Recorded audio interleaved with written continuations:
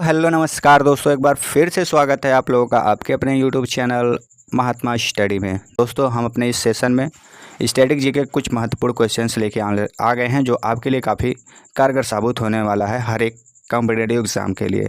तो चलिए स्टार्ट करते हैं दोस्तों अपने इस सेशन को।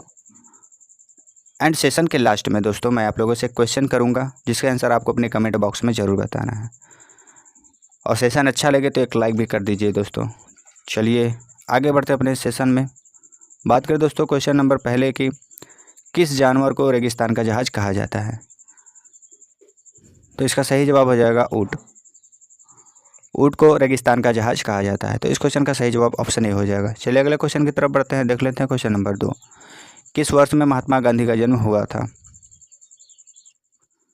तो इसका सही जवाब हो जाएगा 1869 ईस्वी में। 1869 ईस्वी में महात्मा गांधी जी का जन्म हुआ था, तो इस क्वेश्चन का सही जवाब ऑप्शन सी हो जाएगा। चलिए अगले क्वेश्चन की तरफ बढ़ते हैं, देख लेते हैं क्वेश्चन नंबर 3। रेल पथ के मीटर गेज की चौड़ाई होती है, तो इसका सही जवाब हो जाएगा 1 मीटर। रेल पथ के मीटर गेज की चौड़ाई 1 मीटर होती है, तो इस क्वेश्चन का सही जवाब ऑप्शन सी हो जाएगा। चलिए अगले क्वेश्चन की तरफ बढ़ते हैं, देख लेते हैं क्वेश्चन नंबर 4। विश्व का सबसे बड़ा महाद्वीप कौन सा है देश है, तो इसका सही जवाब हो जाएगा एशिया। विश्व का सबसे बड़ा महाद्वीप देश एशिया महाद्वीप है, तो इस क्वेश्चन का सही जवाब ऑप्शन ए हो जाएगा। चलिए अगले क्वेश्चन की तरफ बढ़ते हैं, देख लेते हैं क्वेश्चन नंबर 5। विश्व का सबसे बड़ा देश कौन सा देश है,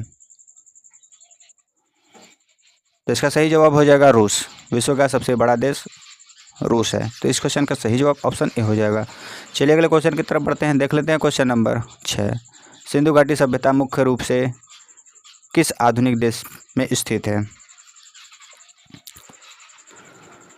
तो इसका सही जवाब हो जाएगा पाकिस्तान। सिंधु घाटी सभ्यता मुख्य रूप से आधुनिक देश पाकिस्तान में स्थित थी, तो इस क्वेश्चन का सही जवाब ऑप्शन बी हो जाएगा। चलिए अगले क्वेश्चन की तरफ बढ़ते हैं, देख लेते हैं क्वेश्चन नंबर 7। विश्व का सबसे लंबा पशु है, तो इसका सही जवाब हो जाएगा जिराफ। विश्व का सबसे लंबा पशु जिराफ है, तो इस क्वेश्चन का सही जवाब ऑप्शन ए हो जाएगा। चलिए अगले क्वेश्चन की तरफ बढ़ते हैं, देख लेते हैं क्वेश्चन नंबर 8। विश्व का सबसे ऊंचा पर्वत शिखर कौन सा है,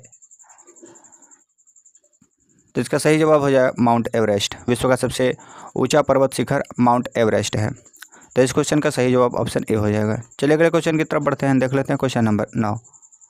भारतीय गणराज्य के प्रथम राष्ट्रपति कौन थे, तो इसका सही जवाब हो जाएगा डॉक्टर राजेंद्र प्रसाद। भारतीय गणराज्य के प्रथम राष्ट्रपति डॉक्टर राजेंद्र प्रसाद जी थे, तो इस क्वेश्चन का सही जवाब ऑप्शन ए हो जाएगा। चलिए अगले क्वेश्चन की तरफ बढ़ते हैं, देख लेते हैं क्वेश्चन नंबर 10। माउंट एवरेस्ट पर चढ़ने वाले प्रथम व्यक्ति हैं, तो इसका सही जवाब हो जाएगा तेनजिंग नोर्गे। तेनजिंग नोर्गे ये माउंट एवरेस्ट पे चढ़ने वाले प्रथम व्यक्ति थे, तो इस क्वेश्चन का सही जवाब ऑप्शन सी हो जाएगा। चलिए अगले क्वेश्चन की तरफ बढ़ते हैं, देख लेते हैं क्वेश्चन नंबर 11। कारगिल कस्बा किस राज्य में है, तो इसका सही जवाब हो जाएगा जम्मू एंड कश्मीर। कारगिल कस्बा जम्मू कश्मीर राज्य में है, तो इस क्वेश्चन का सही जवाब ऑप्शन ए हो जाएगा। चलिए अगले क्वेश्चन की तरफ बढ़ते हैं, देख लेते हैं क्वेश्चन नंबर 12। पानीपत का प्रथम युद्ध लड़ा गया था, तो आपको बताना है कि पानीपत का प्रथम युद्ध किस किस के बीच लड़ा गया था, तो इस क्वेश्चन का सही जवाब बाबर एंड इब्राहिम लोदी के बीच। पानीपत का प्रथम युद्ध बाबर और इब्राहिम लोदी के बीच लड़ा गया था, तो इस क्वेश्चन का सही जवाब ऑप्शन ए हो जाएगा। चलिए अगले क्वेश्चन की तरफ बढ़ते हैं, देख लेते हैं क्वेश्चन नंबर 13। अजमेर किस सूफी संत से संबंधित है, तो इसका सही जवाब हो जाएगा ख्वाजा मोइनुद्दीन चिश्ती। अजमेर ख्वाजा मोइनुद्दीन चिश्ती सूफी संत से संबंधित है, वहाँ पे इनका दरगाह बनाया गया है, तो इस क्वेश्चन का सही जवाब ऑप्शन डी हो जाएगा। चलिए अगले क्वेश्चन की तरफ बढ़ते हैं, देख लेते हैं क्वेश्चन नंबर 14। किस मुगल राजा ने धार्मिक संप्रदाय दिन ए इलाही की स्थापना की थी, तो इसका सही जवाब हो जाएगा अकबर। अकबर ने धार्मिक संप्रदाय दिन ए इलाही की स्थापना की थी, तो इस क्वेश्चन का सही जवाब ऑप्शन बी हो जाएगा। चलिए अगले क्वेश्चन की तरफ बढ़ते हैं, देख लेते हैं क्वेश्चन नंबर 15। मानसून हवाएं कौन सी होती है, तो इसका सही जवाब हो जाएगा वर्षा ऋतु की हवाएं। मानसून हवाएं वर्षा ऋतु की हवाएं होती है, तो इस क्वेश्चन का सही जवाब ऑप्शन ए हो जाएगा।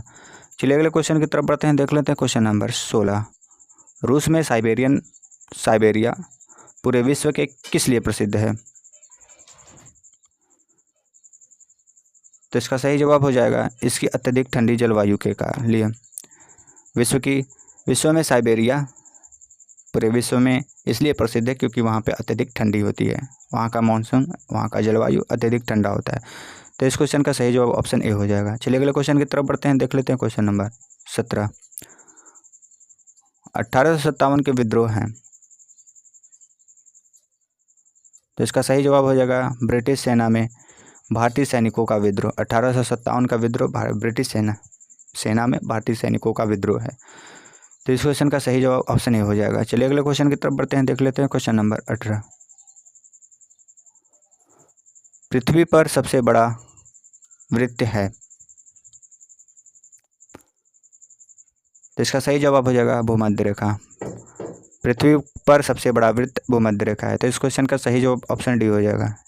चलिए अगले क्वेश्चन की तरफ बढ़ते हैं, देख लेते हैं क्वेश्चन नंबर 19। किस भारतीय नेता को भारत का लौह पुरुष के नाम से जाना जाता है? तो इसका सही जवाब हो जाएगा सरदार वल्लभ भाई पटेल। सरदार वल्लभ भाई पटेल को लौह पुरुष के नाम से जाना जाता है, तो इस क्वेश्चन का सही जवाब ऑप्शन सी हो जाएगा। चलिए अगले क्वेश्चन की तरफ बढ़ते हैं, देख लेते हैं क्वेश्चन नंबर 20। कन्याकुमारी में रॉक मेमोरियल स्मारक को किसकी स्मृति में समर्पित किया गया है? तो इसका सही जवाब हो जाएगा स्वामी विवेकानंद। कन्याकुमारी में रॉक मेमोरियल स्वामी विवेकानंद की याद में समर्पित किया गया है, तो इस क्वेश्चन का सही जवाब ऑप्शन बी हो जाएगा। चलिए अगले क्वेश्चन की तरफ बढ़ते हैं, देख लेते हैं क्वेश्चन नंबर 21। माओ से तुंग संबंधित है। माओ से तुंग ये किससे संबंधित है आपको बताना। तो इसका सही जवाब हो जाएगा चीन से। नाम से ही पता चल रहा है माओ से तुंग ये चीन से संबंधित है, तो इस क्वेश्चन का सही जवाब ऑप्शन ए हो जाएगा। चलिए अगले क्वेश्चन की तरफ बढ़ते हैं, देख लेते हैं क्वेश्चन नंबर 22। जलियांवाला बाग किस शहर में स्थित है? तो इसका सही जवाब हो जाएगा अमृतसर। जलियांवाला बाग अमृतसर शहर में स्थित है, तो इस क्वेश्चन का सही जवाब ऑप्शन ए हो जाएगा। चलिए अगले क्वेश्चन की तरफ बढ़ते हैं, देख लेते हैं क्वेश्चन नंबर 23। भारत का राष्ट्रीय पक्षी है, तो इसका सही जवाब हो जाएगा मोर। भारत का राष्ट्रीय पक्षी मोर है, तो इस क्वेश्चन का सही जवाब ऑप्शन बी हो जाएगा। चलिए अगले क्वेश्चन की तरफ बढ़ते हैं, देख लेते हैं क्वेश्चन नंबर 24। जय जवान जय किसान का नारा किसने दिया था? तो इसका सही जवाब हो जाएगा लाल बहादुर शास्त्री।